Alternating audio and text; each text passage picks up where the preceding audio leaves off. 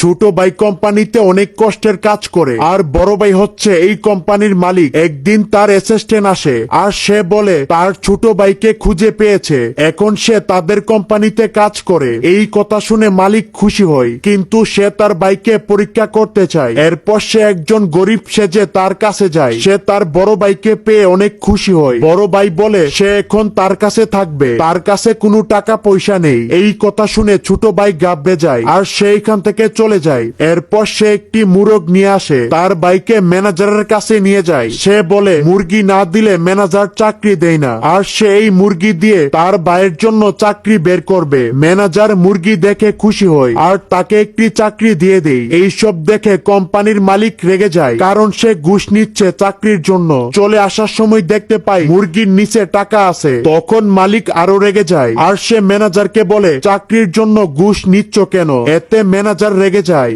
আর তাদের দুই ভাইকে চাকরি থেকে বের করে দেয়। ছোট ভাই বলে তার বড় ভাই নতুন, সে ফ্যাক্টরির নিয়ম সম্পর্কে কিছু জানে না, কিন্তু এই ম্যানেজার জানতো না তার সামনে কোম্পানি